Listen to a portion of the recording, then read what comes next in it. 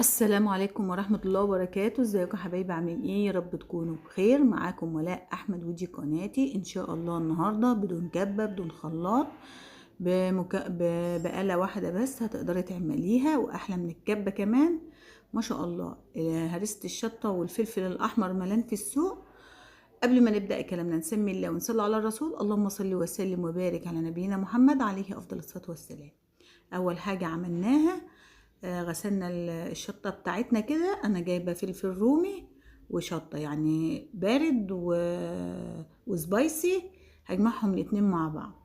غسلتهم ونضفتهم تنظيفة حلوة كده بالطريقة اللي حضراتكم شايفينها كده، وقطعتهم عشان تبقى سهلة عليا ان انا اقطعها بمخرطة الملوخية. يعني مخرطة الملوخية مش للملوخية بس، دي لجميع الاغراض ممكن تقطعي بيها، واحسن من الكبه كمان وهتديكي نتيجه ممتازه.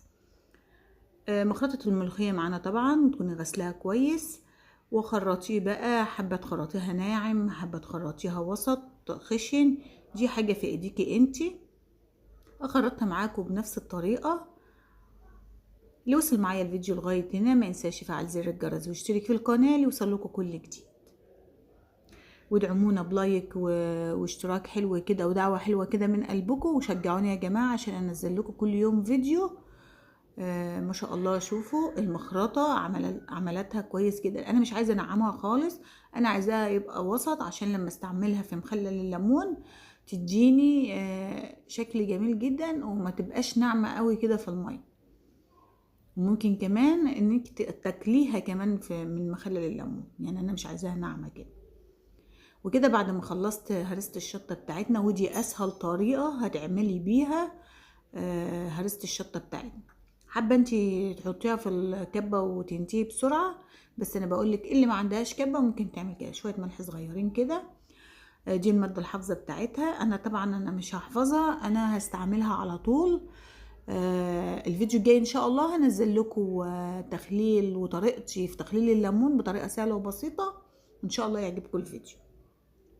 هبدأ بقى ان انا احطها في برطمانات، احطها في الطبق. انا زي ما قلت لكم انا هستعملها، فانا مش هحطها في برطمانات، هحطها في الطبق بتاعنا كده. ممكن تحطي تبقى جاهزة عندك خلطة بدنجان وتدقي معاها توم، تبقى جميلة جدا. سمك، تتبيلة سمك، وبتبقى لذيذة جدا والله. انا بعملها كده على طول. وادي ما شاء الله الكمية اللي طلعت معانا من كيلو فلفل بس، ما شاء الله. ليه تشتريها وانت تقدري تعمليها. وده كان فيديو النهارده يا حبايبي، واشوف وشكم على خير ان شاء الله في فيديو جديد. كانت معاكم ولاء احمد من اكلك احلى مع ولاء، والسلام عليكم ورحمة الله وبركاته يا احلى متابعين.